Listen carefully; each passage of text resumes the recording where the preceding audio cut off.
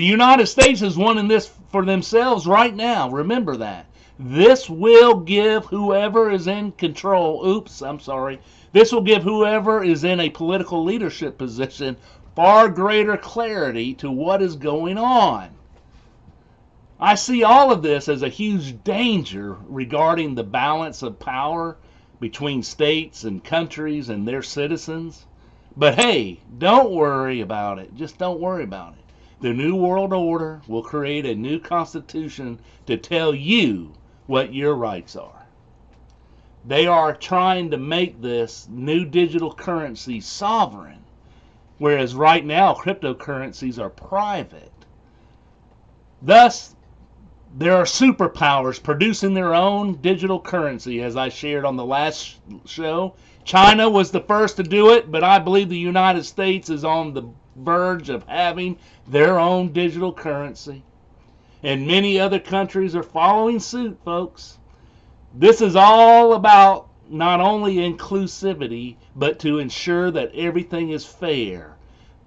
The New World Order wants to ensure everyone has a better life, and they think this is the only measure the New World Order really serves. How's that sound? And on the last Leland's Logic show, I did not know something until I was show prepping for this episode, folks. I spoke last time about how President Joe Biden was signing an executive order to have all these different governmental agencies do research into specifics of a digital dollar for the United States. If you watched it, you know what I'm talking about. Well, guess what?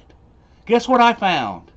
I found out the Fed had already posted up on their website before Joe Biden signed that this research had been completed before your great and honest President Joe Biden signed this stupendous executive order. So get ready, folks. The digital dollar is way closer to being reality than you think. This executive order was just going through the motions. They had already done all the legwork. Look, the New York Times, as well as other outlets, are all discussing the future of money and how the central bank is gearing up for digital currency.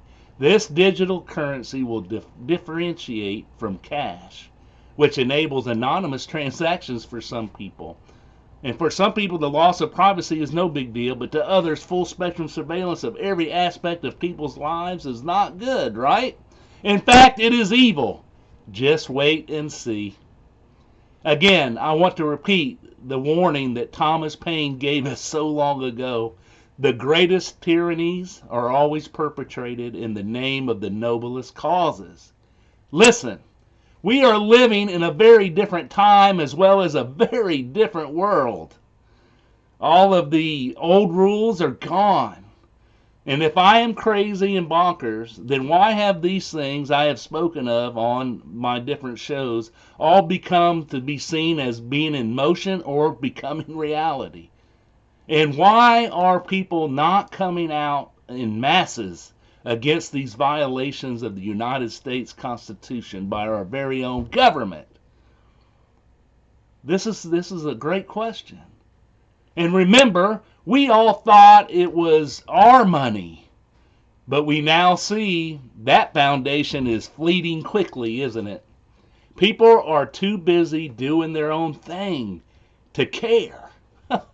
People are too self-absorbed and self-centered on their very lives to see that they are all like a frog in lukewarm water with the temperature rising slowly.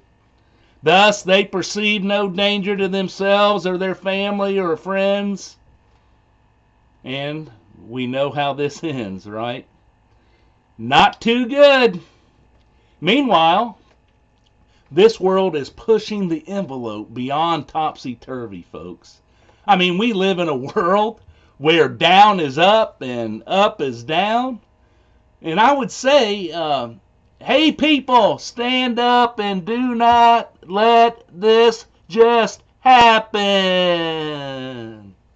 But this would just fall on deaf ears, and very comfortable ears at that. I would love to be able to just say, get engaged in the different processes at the city, county, state, and federal government levels. I would love to be able to just say it and people would just go out and do it. Look, even though I say that, and I do say it, and I say it all the time. But I just end up watching a scene from the movie Titanic over and over, day in and day out. Groundhog Day like thing. You know, here's the Titanic, the movie with Kathy Bates as Molly Brown and Paul Brightwell as Quartermaster Robert Kitchens in this scene. Molly Brown is observing there are only a few in the rowboat, and that is meant for many people. And all she is hearing are cries and screams for help as people are freezing to death and trying to wade in that frozen water. And Molly wants to go back and save more people who are wading in the freezing Atlantic water. Then Quartermaster Hitchens says, "You don't understand. If we go back, they will swamp the boat. They will pull us right down, I'm telling you."